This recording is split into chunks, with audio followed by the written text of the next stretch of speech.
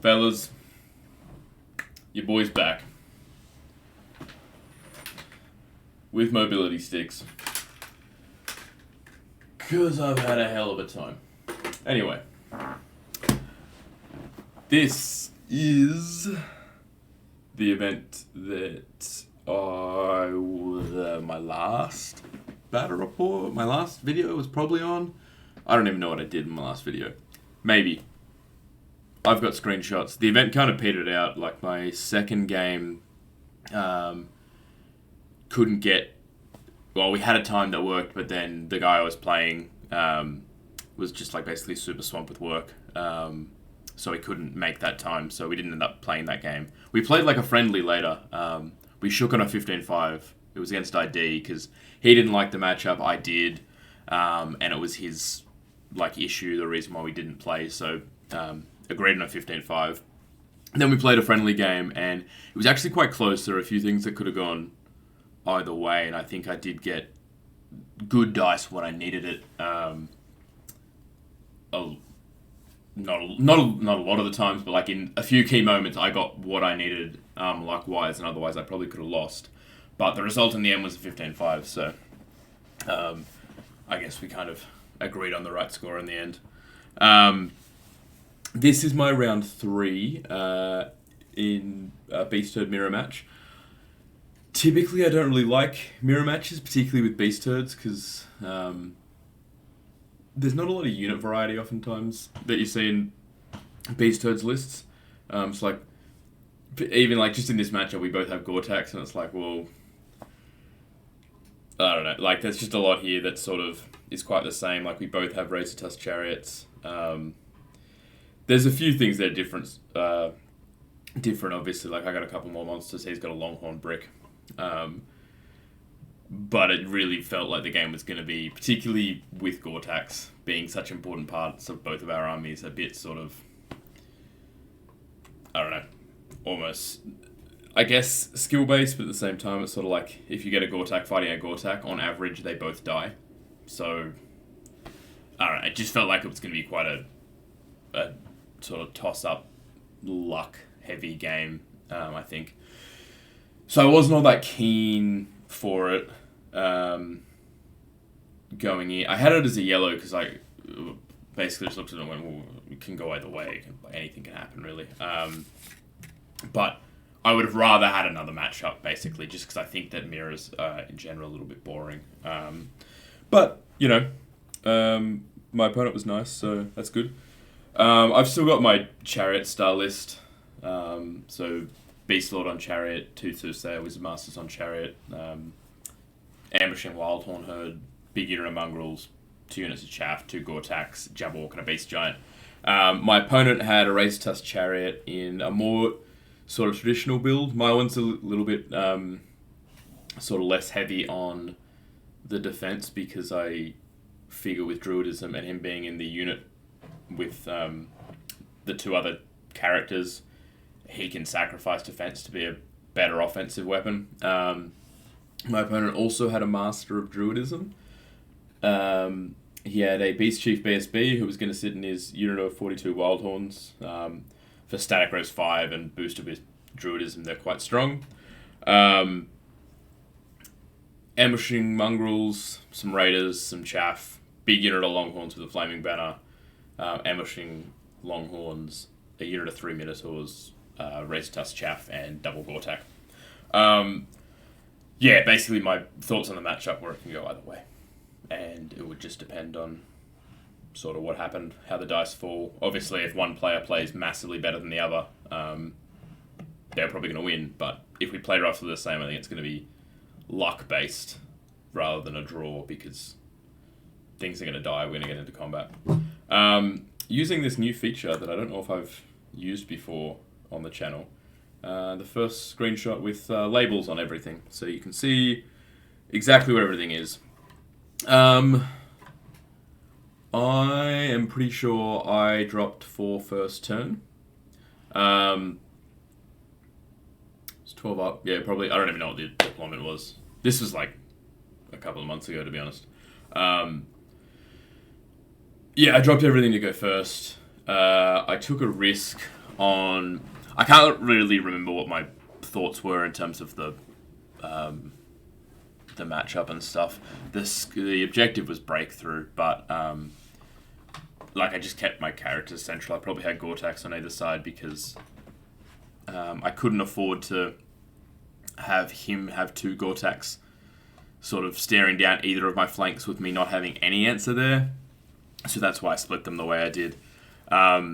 Particularly because if you put the 2 Gore-Tax over here, I'd sort of be able to use my Gore-Tax, the impassable terrain. My characters could look over there to try and avoid being flanked. He moved his Feral Hounds up in range to force a frenzy check on my Gore-Tax. I had a decision here where, one, I didn't have to face the Gore-Tax forward. I don't think I thought of that at the time, so I probably didn't have to face him forward, but I had a decision in my Vanguard with the Giant. I think he was starting over here, where basically I could have, if I wanted to, blocked line of sight from my Gore-Tax to the Feral Hounds, which I've actually found out since wouldn't have made him not need to take a frenzy check because of the way frenzy's worded, but it wouldn't have mattered in this case because there wouldn't have been another eligible unit to charge. But anyway, I had a choice basically of stopping the Gore-Tax from having to take a frenzy check. Obviously Leadership 9 maximized, it's like a 50-50 I think.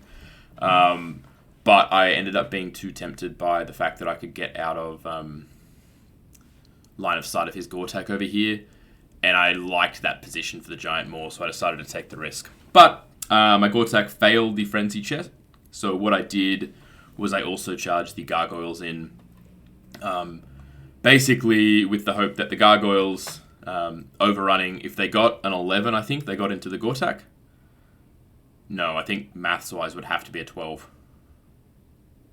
Yeah, I think they needed a double 6 to get into the Gore-Tax, but because I had failed that frenzy check, the Gore-Tax was going to be up here and going to be in trouble.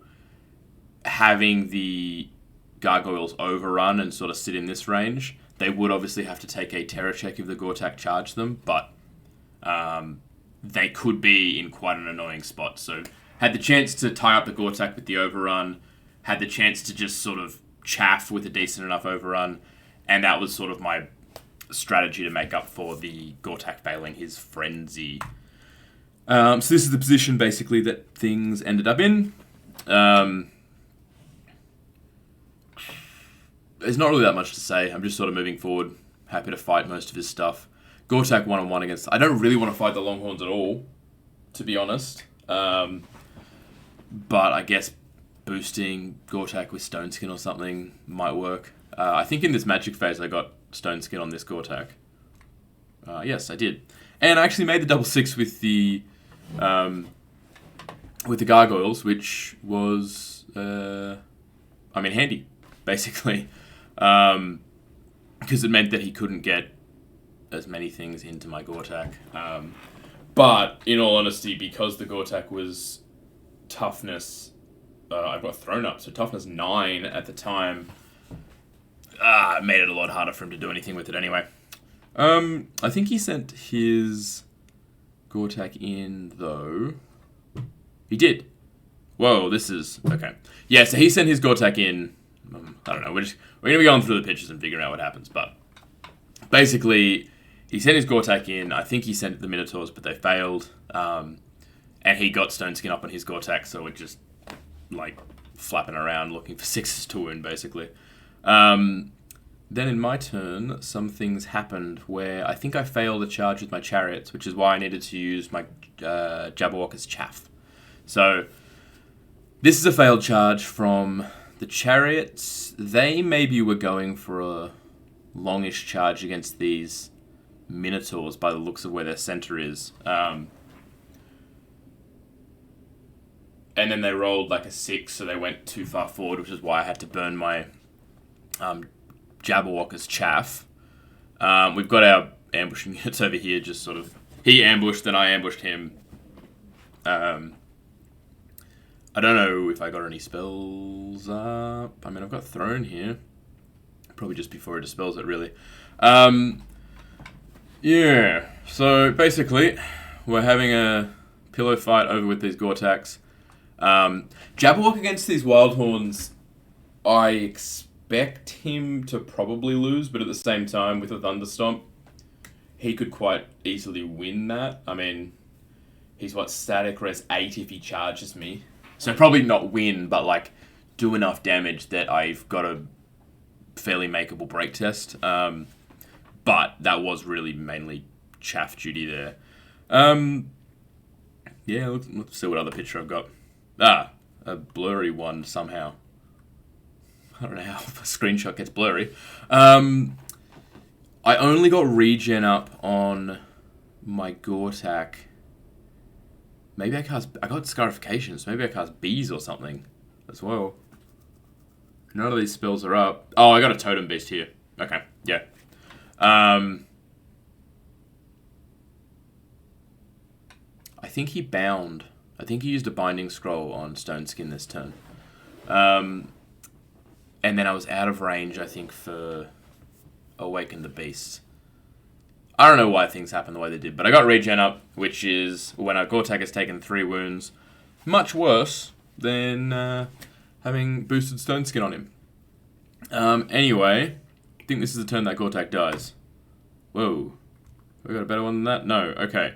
So, shit. Lots has happened here. So, and this is really annoying. Anyway, my Jabberwock held on for quite a while. Against, I'll go back actually. So, Jabberwock held on for quite a while against these Wildhorns. I actually got the Totem Beast in the back as well. I killed his Druidism Master, but he was just bossing his Leadership 7 checks really well, unfortunately for me. So I didn't break him, which would have been nice. Same thing happened. Gortak fought the Longhorns, and they were just passing all the tests they needed to pass. Like, basically, you've just got... I had a situation over here where I was, with the Jabberwock's position, I was forcing so many low leadership tests that my opponent was making, which, with, like, a reroll, it's leadership 6 or 7, like, it's not the sort of thing that you can really rely on. But, like, there were moments there where that could have really, really gone in my favor, basically. That's basically it. My Gortak definitely dies. I don't know if it's now or next, but you can see that he's dead in this next one. This is actually after. So, my Chariots have come through. How many turns is this? Odd. Oh, because this is before. Yeah, so on my turn 3, my Chariots failed a charge where it was after his movement. So he had something like close by in this forest. I can't remember what it was, but I literally, with Chariots, needed to roll 3 on Swift Stride, and I rolled triple ones.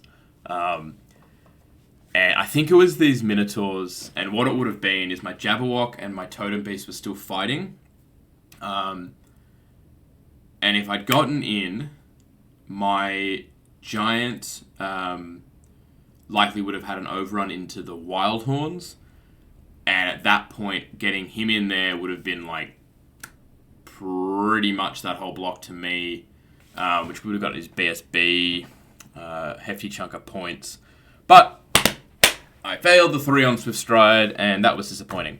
But so now I've got them, charged them into a wounded Gortak. The one that was fighting my Gortak is now down here completely unhurt.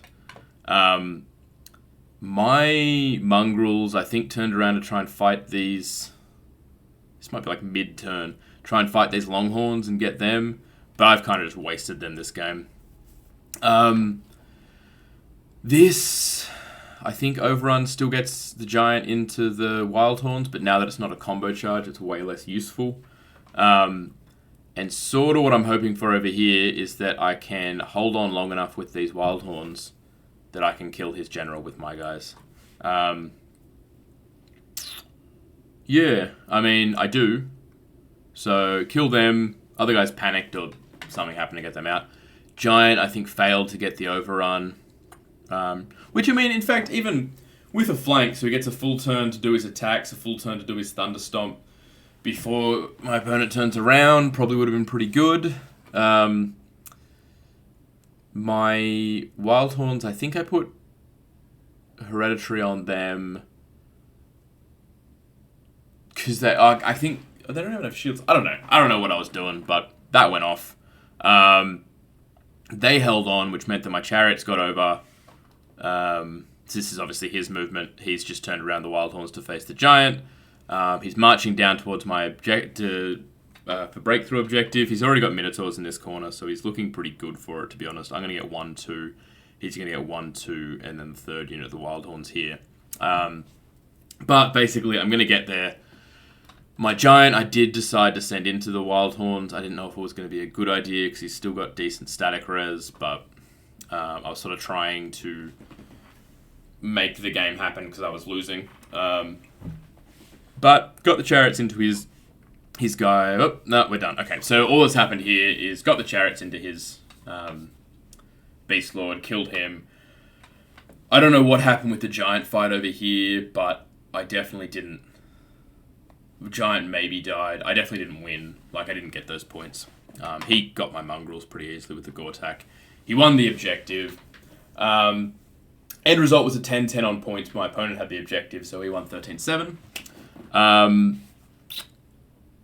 yeah, it was just sort of one of those close games where there's a few things. So one, I don't have a picture of it, unfortunately.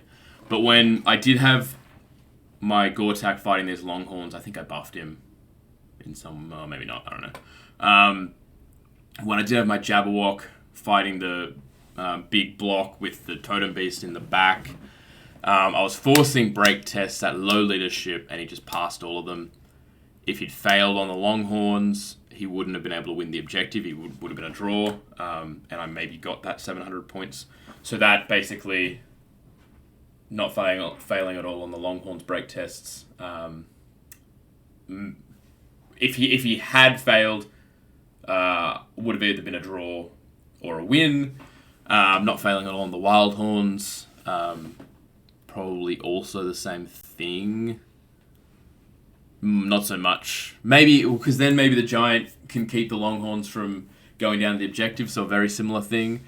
Like, these two units making all the leadership tests they needed to, I think was really, really important. And it was quite... I can't really remember. I don't know what the exact... like, how many he was taking and everything, but it felt like there were a lot of, like, coin flips that worked out for him in that situation. But at the same time, this Gortak v Gortak fight over here, it's sort of a bit early in the game to be really knowing for sure. But I felt over there with him killing my Gortak and me doing no wounds to him, which was looking quite likely for... I could be wrong, but that felt like it could go really bad for me early on. So I managed to get into good situations and force these blocks to take tests, even though I didn't actually get many points. Like, I lost my Gortak, I lost my Jabber. I did get his Wizard Mask with the Jabber, so that's a pretty good trade. But I lost my Gortak, so 500 points, and got nothing out of the Longhorns, and they still won the objective. So, like, it ended up bad over there, but if I had... Even with that, it just felt like that right side could really go bad for me when I was looking at this early on. And it didn't go really bad for me, so... If my Gortak had died a turn earlier, I think I would have been in more trouble than I ended up being in. I think it did end up being one of those games where there was a lot of luck involved, basically. That's basically it. I might record another one. This has only been 20 minutes. I guess not remembering a lot about the game means that I can do it quicker. I hope you guys enjoyed that. I hope you are happy that I'm back. My room's a mess. My 3D printer's broken. But I'm back. So, catch you guys on the next one.